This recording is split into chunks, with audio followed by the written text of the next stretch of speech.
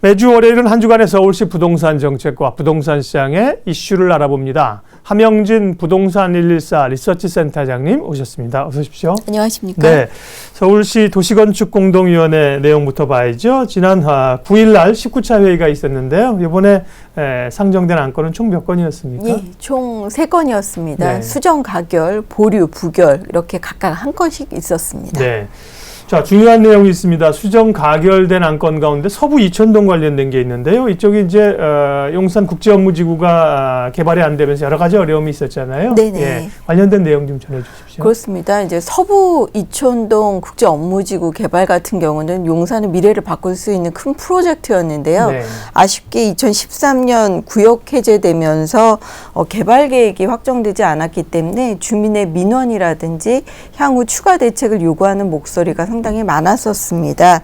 그래서 이번에 서부 이촌동 지구단위 계획 재정비 같은 경우는 지난 8월 발표된 서부 이촌동 도시 관련 가이드라인의 그 내용을 실행하기 위해서 법정 계획을 구체화해서 세운 것인데요. 서부 이촌동 전체의 체계적인 도시 관리를 위한 내용들을 많이 담고 있습니다. 주요 내용은 이촌동 아파트 지구에 해제된 지역인 중산 시범 아파트 그리고 이촌 시범 미도 연립을 구역에 본격적으로 포함하기로 했고요.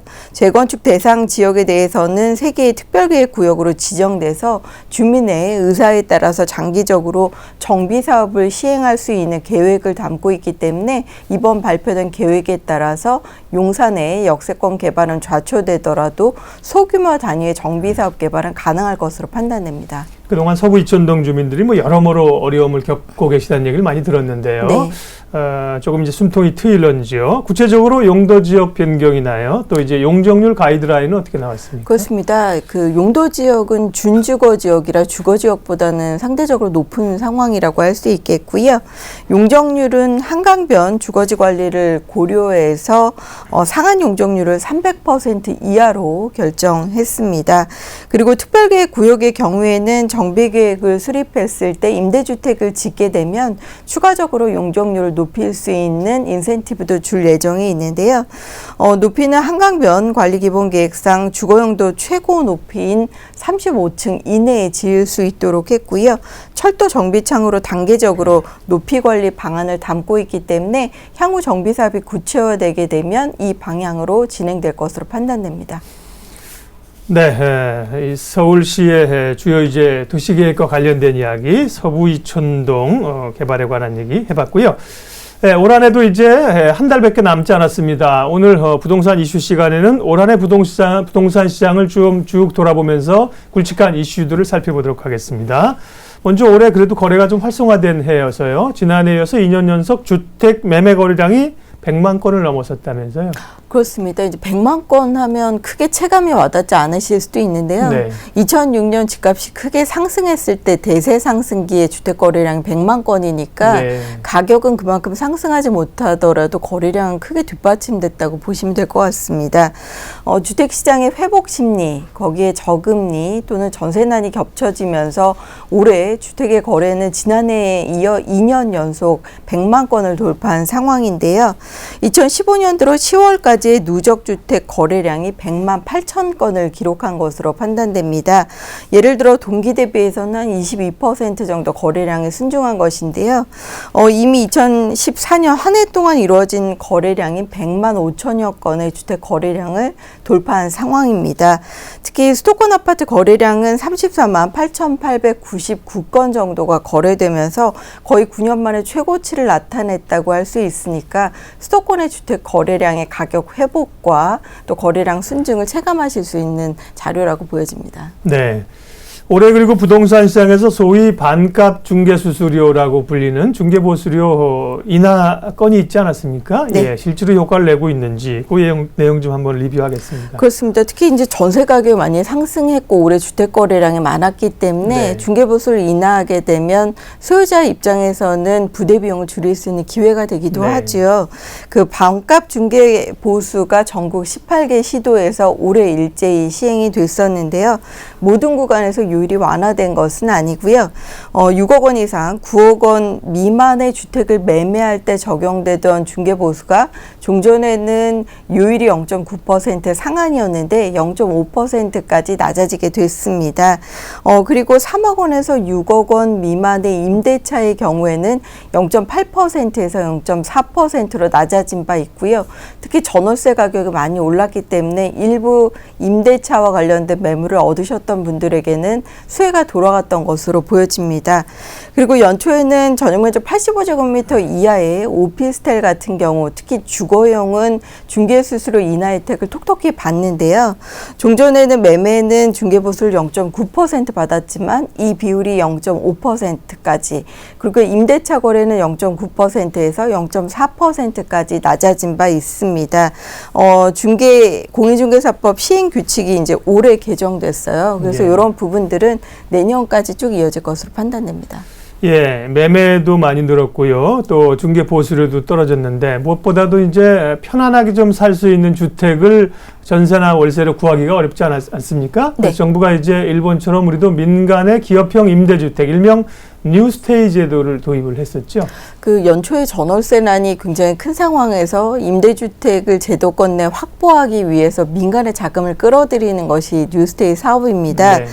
기업형 주택임대사업 육성을 통한 중산층 주거혁신 방안의 일환으로 발표됐던 것인데요. 정식 명칭은 뉴스테이지만 일정 부분 기업형 임대주택 사업이라고 보시면 되겠습니다. 도심의 공공부지라든지 또는 한국토지주택공사의 보유택지를 통해서 금융이나 세제 지원을 확대하고 있기 때문에 앞으로 뉴스테이 사업은 꾸준하게 증가할 것이라고 판단이 되는데요. 특히 뉴스테이 특징이 있습니다. 최대 8년간 임대차가 가능하고 초기 임대료 규제는 없어서 주변 시세와 비슷하겠지만 1년에 5% 이상 임대료를 못 올리는 상한제가 적용된다는 장점이 있기 때문에 장기적으로 안정적으로 거주가 가능하다는 이점을 생각하시면 될 것 같고요. 실제 뉴스테이 1호 사업지가 인천 도화지구에서 대림산업이 지은 물량입니다.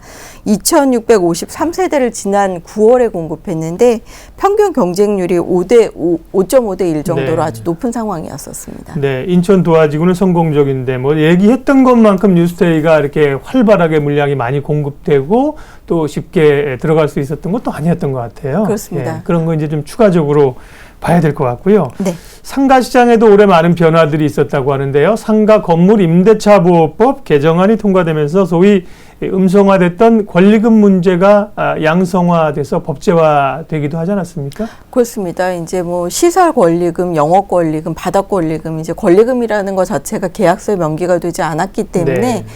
세입자 입장에서는 집주인이 퇴거를 요구하면 날리기 십상이었었죠. 근데 세입자가 이제 권리금을 회수할 수 있는 기회를 보장하는 상가건물 임대차 보호법 개정안이 지난 5월 국회를 통과해서 본격 적용되고 있습니다. 개정안의 주요 내용은 건물주가 세입자로 하여금 다음 세입자에게 권리금을 회수할 수 있는 기회를 방해하지 못하도록 그런 것을 금지하는 것인데요. 만약 임대인이 이를 어기게 되면 임차인 같은 경우 손해배상을 임대인에게 직접 청구할 수 있도록 했습니다. 이 외에 상가 건물주가 바뀌어도 임차인이 임대차 계약 금액과 상관없이 5년간 영업을 할 수 있도록 영업일을 보장해주는 대책도 나오기도 했었는데요. 세입자의 권익이 다소나마 높아졌다고 판단됩니다. 네. 그리고 올해 부동산 시장 또 내년까지도 영향을 미칠 얘기인데요. 가계부채가 계속 늘어나면서 정부가 지난 7월에 이제 가계부채 종합관리 방안을 발표하지 않았습니까? 대출 정책 같은 게 조금 더 까다로워지는 걸로 알고 있고 내년에도 그렇습니다. 또 이제 그런 게 영향을 미친다는 거죠? 예, 네. 이제 가계부채가 아시다시피 1,100조를 넘어서면서 정부 입장에서는 소득 증가보다 대출 증가가 높아지고 있고 네. 그런 것들이 부동산 시장의 대출 증가로 이어지고 있는 것에 부담을 하고 있는 상황이었습니다. 그래서 정부가 7월 22일 가계부채 강화 종합관리 방안을 발표하기도 했었는데요. 2016년부터는 은행, 특히 금융회사의 주택담보대출 관행이 종전에는 담보인정 비율인 LTV를 보고 대출을 해줬다면 이제는 차주, 돈을 빌리는 수요자의 부채 상환 능력이나 소득 수준을 통해서 소득 수준을 넘어서는 대출은 정부가 자제시키는 방향의 여신 심사 강화를 본격화하겠다는 것인데요. 특히 이제 이자만 내고 원리금을 갚지 않는 거치식 대출이라든지 변동금리부 대출은 줄이기로 했습니다. 지금 현재 거치식 대출은 현행 이제 3년에서 5년 정도의 버퍼 기간을 인정해 주는 것인데 이것을 1년 정도로 단축시킬 예정에 있고요. 드디어 정부가 오늘 은행연합회에 구체적인 여신 심사 기준을 발표했습니다. 특히 이제 수도권 같은 경우는 종전에 1월부터 적용하던 것을 내년 2월 1일부터 주택담보대출을 강화해서 적용하기로 했고요. 지방 같은 경우는 시장 침체를 우려해서 5월 2일부터 적용한다고 하니까 주택시장의 돈줄을 옥죄고 여신 심사를 강화하게 되면서 거래량이라든지 가격 상승 흐름은 일정 부분 제동이 걸릴 것으로 판단이 됩니다. 네, 올해 부동산 시장의 주요 흐름과 이슈를 진단하고 있습니다. 가격도 좀 회복됐고요. 거래도 많이 늘어났고 또 이제 분양 시장도 뜨거웠는데 얘기를 안 할 수 없는 게 이 전세 가격 급등세, 네. 최장기 기록을 갈아치우고 있지 않습니까? 그 영향으로 또 월세 가속화 이런 것도 특징 중에 빼놓을 수가 없잖아요.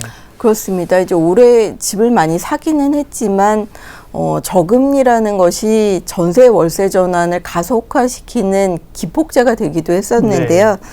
전세 매물의 기근 속에 전세 가격 폭등 또 깡통 전세에 대한 리스크를 올렸던 한 해였습니다. 특히 월세 전환 속도가 상당히 가팔랐었는데요. 전월세 거래에서 월세가 차지하는 비중이 전국 무려 45%에 달하고 있는 실정입니다. 서울 같은 경우는 빌라 다세대 주택의 월세 비중이 사상 처음으로 50%를 넘어서기도 했었고요. 또 지방의 월세 전환은 수도권보다 빨라서 2015년 9월 기준으로 54.3%를 나타냈다고 합니다. 아파트 같이 임대차의 전세 비중이 높았던 유형에서도 월세 거래 증가는 가속화되고 있는 상황인데요. 서울은 서울 포함해서 월세 비중이 급증하긴 마찬가지라서 서울 같은 경우는 전월세 거래량 중에 한 34%가 월세 거래라고 하고요. 그리고 2011년 18.5%에 비해서 15.5%포인트 증가했다고 하니까 서민들의 주거비 부담이 굉장히 커진 한 해였다고 보여집니다. 네. 그리고 아까 잠깐 말씀드렸지만 분양 시장이 뜨거웠던 얘기가 또 올 한해 부동산 시장에 빼놓을 수 없는 얘기인데 네. 분양 시장이 뜨겁다 못해서 분양 물량이 너무 많아서 이제 내년에 사실 물량 공급이 좀 우려되는 그런 상황까지 또 왔지 않습니까? 그렇습니다. 네. 이제 올해 실제 주택의 공동주택의 인허가 건수가 50만 채를 넘어서고 실제 분양의 대부분의 물량이 지방과 수도권 가릴 것 없이 출회된 상황입니다. 그래서 일각에서는 공급 과잉 우려가 나타나기도 했는데요. 저금리에다 또 집단대출에 대한 정부의 규제 완화에다 청약제도 간소화에 따라 분양시장에 많은 수요자들이 몰렸기 때문입니다. 하지만 내년 시장은 집단대출의 규제는 강화하지 않더라도 일부 지역의 공급 과잉이라든지 입주 적체에 대한 지역 민원들이 나오고 있기 때문에 올해보다 분양 물량은 좀 감소할 것으로 판단은 되는데요. 대신 올해 같은 경우는 청약 경쟁률이 치솟으면서 전국 평균 11.5대 1 정도 나타내면서 지난해 7.4대 1보다는 높아졌다고 하니까 일부 지역에서는 분양시장이나 분양권 거래가 늘었더라도 공급 과잉에 대한 리스크 또 적정 분양가 이런 부분을 꼼꼼하게 살피실 필요가 있을 것 같습니다. 네, 오늘 월요일이었습니다. 부동산 시장 주요 올 한해 이슈와 함께 또 지난 9일 있었던 19차 도시건축공동위원회 개최 결과까지 살펴봤습니다. 함영진 부동산 114 리서치 센터장님 함께해 주셨습니다. 고맙습니다. 고맙습니다.